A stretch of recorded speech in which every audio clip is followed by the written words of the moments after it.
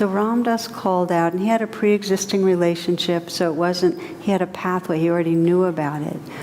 But when I work with people on finding, and this is for each of you, what is your way when you're really confused, when it's really difficult, of touching the ground, of in some way remembering love? And each of us, because love is already a part of what we are, each of us has ways that it manifests in the world that in some way tenderize us and soften us. It comes in all different ways. It may be for some of you that it's a deity or a teacher or a friend, a grandparent. Could be your dog, because dogs are often where we sense that source of loving. Could be nature. Another story of touching the ground, a little different.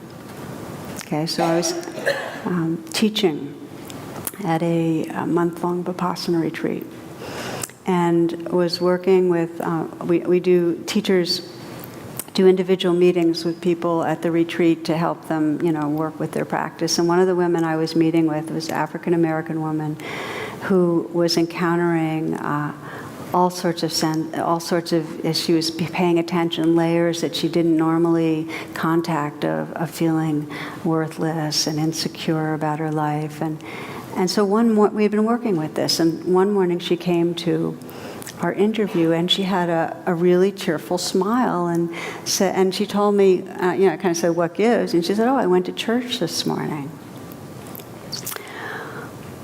I swallowed and said, "Oh, you did?" Well, just background. On these month-long retreats, the protocol is such that you don't just leave campus, It's very contained, it's very quiet. Nobody just goes out and goes shopping or goes to church or goes to a meeting. You're there. But, I figured, my mind was kind of scurrying around, but, I'm a pragmatist, basically, and she was cheerful, so I figured, okay, whatever's working.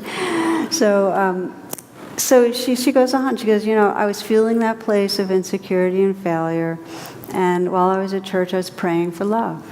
And she says, and what I did, I wrapped Jesus like a shawl around me. She says, wrapped Jesus like a shawl around me, and the peace just filled my heart.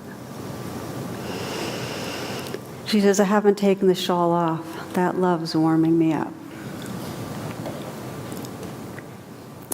And it was a little inner jolt that I realized that when she was talking about church, it was a kind of metaphorical thing. It took me a while. I was slow. But she found her connection. She touched the ground by praying for love and wrapping that shawl around her of Jesus. And she continued. She said, I'm wearing that shawl everywhere. She goes, while I walk those hills, because this retreat center has hills. She goes, while I sip my tea, while I'm standing at line at lunch. And then she gave me that mischievous look. She has it nailed. She goes, yep, even in the shower, Tara, I was wearing that shawl wrapped around, We laughed. So that's another way. There's just, for her way was to sense this loving presence of Jesus wrapped around her. You might consider this part of touching the ground, taking refuge in love, as a customized loving-kindness meditation. We talk about the metta, our loving-kindness practice, and there's a classical form, but truly I found that everyone I know needs to in some way experiment and customize it for their particular body, mind, heart, personality, whatever. What is the way that you can pay attention so your heart starts softening and opening so you can sense that belonging? How do you touch the ground? Now, we can offer loving kindness to ourselves. We can, offer ourselves blessings and love. But the challenge is we often need to start with sensing ourselves loved by another person, because that was so missing. I mean, most of us have some suffering around not feeling that unconditional acceptance or care or appreciation or valuing or love. So it's part of spiritual reparenting to feel it also from somewhere beyond ourselves. But we're not very good at receiving love. So when I work with people on imagining, whether it's Jesus' love or imagining yourself, as the Dalai Lama put it, he said, imagine yourself in the heart of the Buddha. Imagine yourself receiving that love. For many people, it's a nice idea. But receiving love, they're not big on it. And you might ask yourself, how often, this is a very real inquiry, how often do you actually, when you're with somebody, actually in a visceral way, let yourself receive care? Just consider that.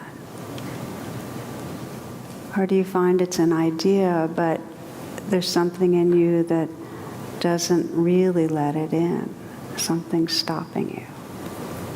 Just to check that out.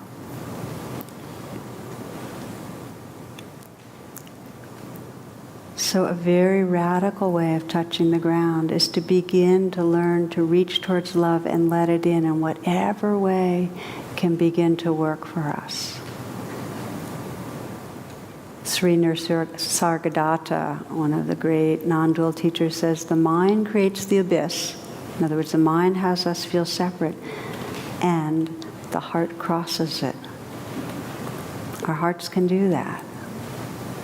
So these are two different ways of touching the ground. Now, I want to just maybe drill down a little into how do we do that? How do we reach out for love and let it in? I mean, this sounds good, but there's a few steps. And the first step, when we're feeling stuck, is to let ourselves go ahead and touch into the pain of that and feel the longing in there. What is it we're wanting? When we're afraid or feeling ashamed, what is it we're wanting? Just to feel the longing. Is it to feel safe, to feel accepted, to feel valued, like you matter, you really matter? What is it? Is it to feel loved in a very direct way, like that tenderness? So for this woman at the retreat, when she felt that brokenness and that insecurity, her longing was very simple, to feel loved. She wanted to feel held, embraced. Now, I find that in a lot of us. If I was going to do percentages of when I work with people, the longing to feel held, very, very primal. Okay? So that was hers. And then the second step, so you feel the longing, you feel, what am I wanting? What am I really wanting? Is it to be held? Is it to be seen? Some of us just to really be seen for who we are. Unconditionally accepted. First, so the second step is to sense an optimal source for what you need. In other words, who might you trust does care? And it doesn't have to be somebody you know. It can be somebody you know. It can be an entity like a deity, a formless being. It can be Jesus or Kuan Yin, the Bodhisattva of compassion, or the Buddha. It could be somebody that you know. It could be a child, an animal, a tree. So for her it was Jesus. And then the third step is visualize it happening. Imagine it happening. And if you can use all your senses, that's even better. By the way, we're going to practice this so you don't have to memorize it. And then the talk's recorded. Feel it, hear the words that you might want to hear. In other words, for her, it was wrapping that shawl around her and just keeping it around her. The last part is, then do that 10,000 times. Okay? You know about deliberate practice. It's like a whole science now in terms of mastery. If you want to really have your neural pathways very, very much in a flow towards the garden, if you want to be able to touch the ground and have it really happen for you 10,000 times, okay? Now, when you're doing a deliberate practice, it's not mechanical. It's not like every time you say, okay, I want to feel loved, I want to feel that shawl, okay, I'm going to wrap it around. It's not like that, Every time, it's completely the first time. Every time you're really sensing into this longing.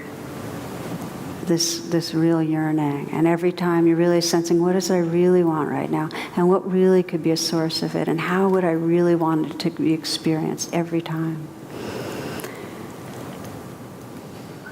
So the beginning place, again, is this longing, and it takes courage and it takes willingness. You can't will this touching the ground and feeling belonging, but you can be willing. You can't even make yourself take it in, but you can be willing to explore.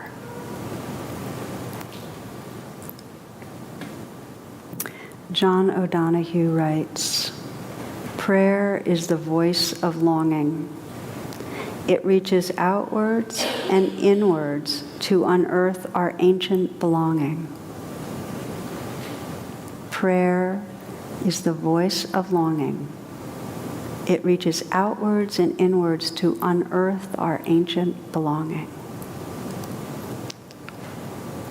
So when we touch the ground, when we reach out for love, it's that longing becomes a bridge to belonging, a bridge to realizing the garden again, to taking us home.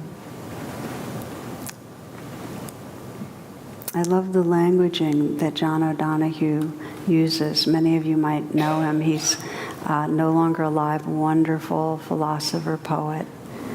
He says, it reaches inward. You have to really feel your longing. The more you feel your longing, the more powerful the prayer. The more you feel that yearning, the more you'll reach out. Reaches outwards to the source of what you long for.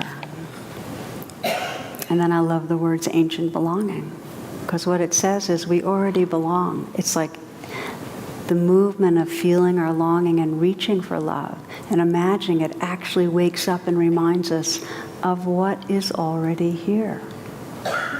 Does that make sense? It's not something different. We're coming back. Now, a couple more words on prayer, on this reaching out. It's very easy for prayer to become mechanical. It's very easy to say, this hurts, ouch, help, I want help. It's very easy to do it without mindfulness. And some of you might remember this little story of a woman who goes to the priest and she says, "Father, I have a problem. I have 2 female parrots, but they only know how to say one thing." What do they say, the priest inquires? They say, "Hi, we're prostitutes. You want to have some fun?" He says, "That's obscene." He's very upset. But then he says, "I think I have a solution to your problem. I've got 2 male talking parrots who I've taught to pray and read the Bible. You can do as Francis and Job. You can bring your female parrots over and we'll put them in the cage, and maybe my parrots can teach your parrots to praise and worship." So, thank you. She's excited. She brings her parrots over to the priest's house, and as he ushers her in, she sees that the 2 male parrots are indeed in their cage holding rosary beads, and they're praying, okay? So she walks over and she puts her parrots in with them, and after a few moments, the female parrots cry out in unison, "Hey, we're prostitutes, you want to have some fun?" And finally one of the male parrots looks over at the other male and says, "Put the beads away, Francis. Our prayers have been answered."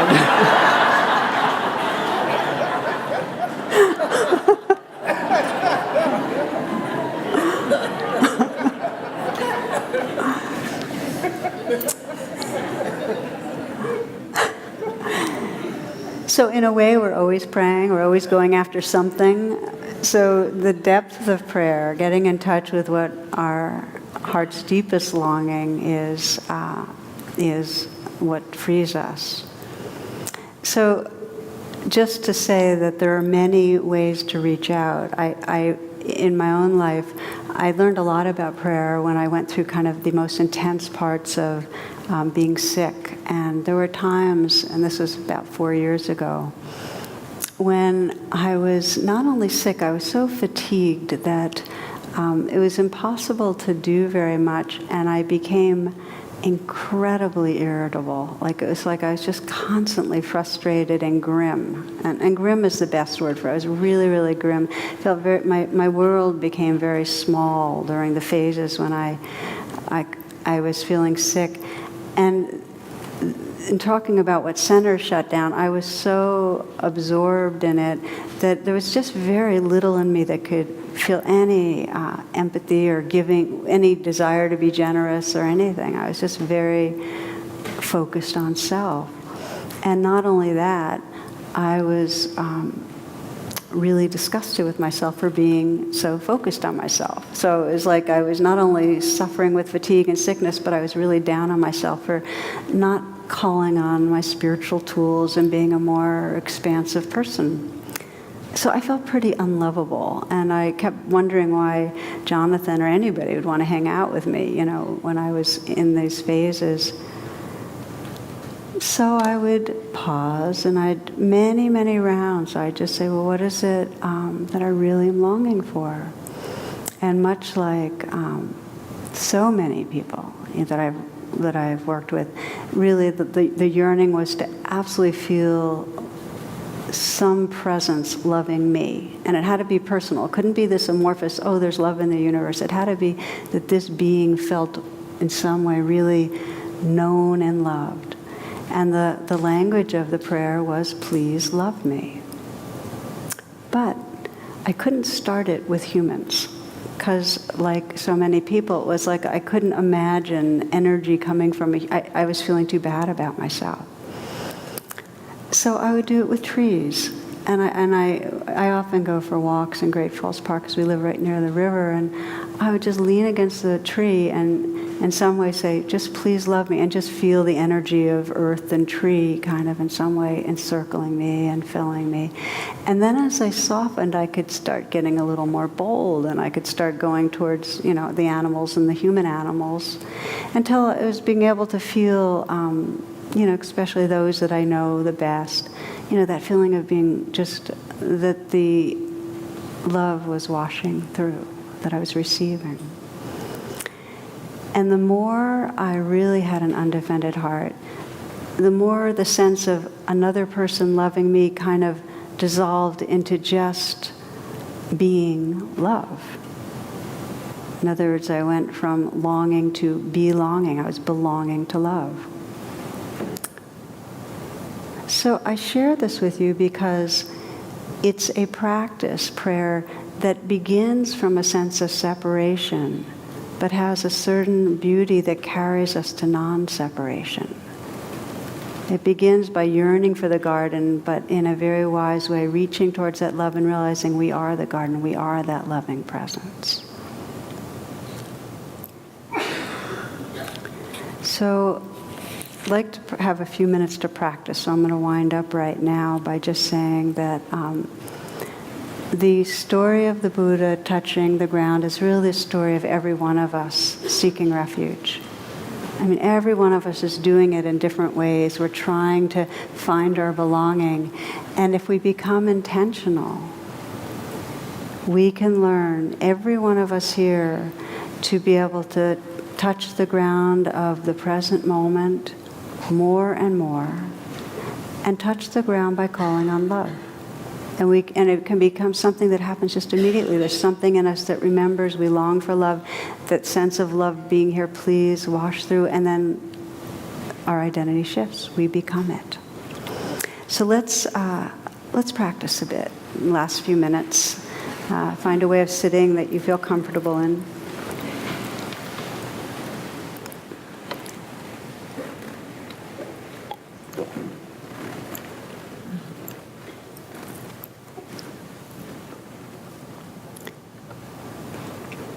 And you might begin by sensing your intention right now to, and this is that willingness I was talking about, to explore what it means to call on love. Just that interest and care.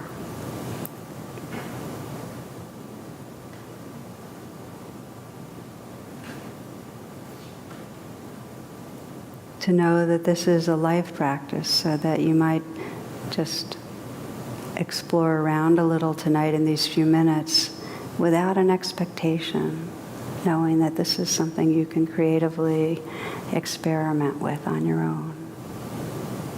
But as a way just to feel it out, you might sense a place in your life where you struggle, where there's a sense of maybe some fear or some deficiency.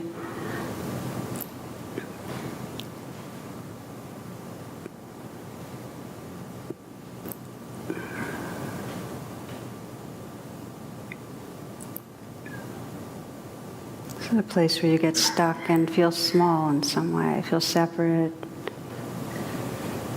powerless maybe, kind of caught in old patterns.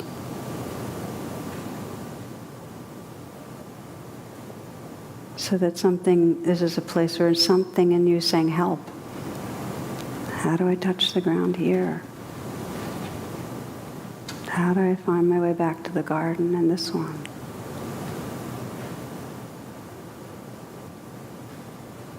And just sense when you're in the midst of that, and you might use your imagination to sense yourself right in that situation, wherever it's most difficult. What you're seeing at those moments. If there's words someone's speaking.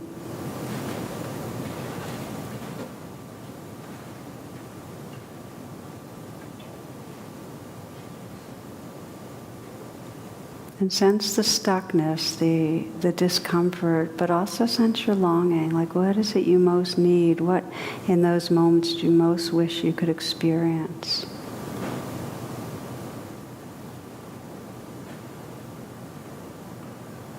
Is it to be understood or safe, accepted, loved?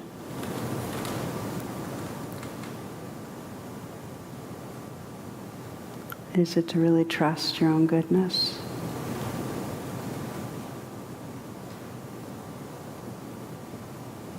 And if there could be a source of being, a trustworthy being that could in some way give to you, in some way serve what you most want to experience, giving you that love or understanding, or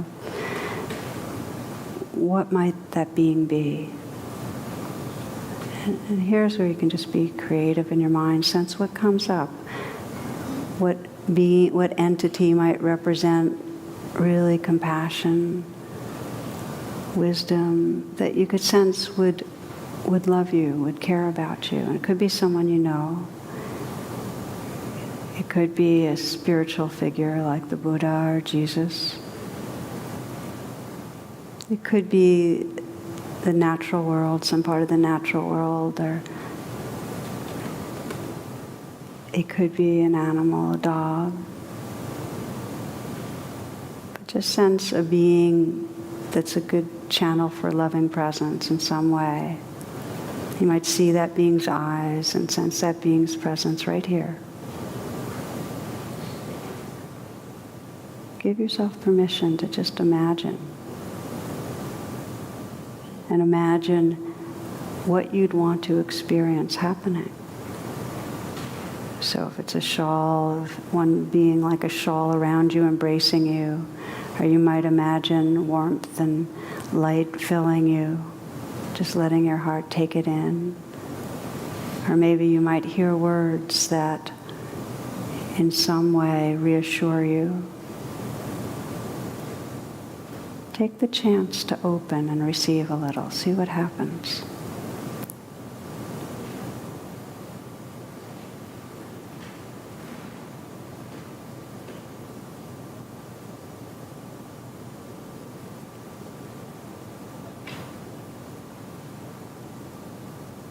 Can you let your heart feel bathed in warmth and light and love? Saturated. Held.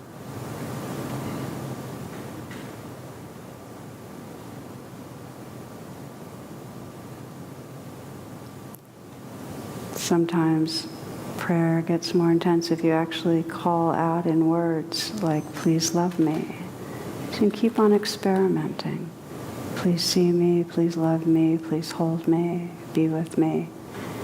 And if it comes from sincerity, you'll sense a moisture, an innocence, an openness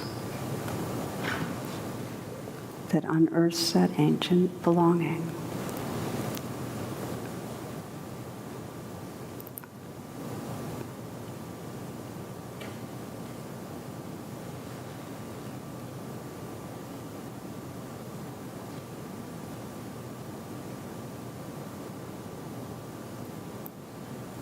And as you experiment, you might imagine just letting go and merging with whatever the source of loving is. Just sensing that you belong so fully to that you can't sense you or that anymore. There's just a field.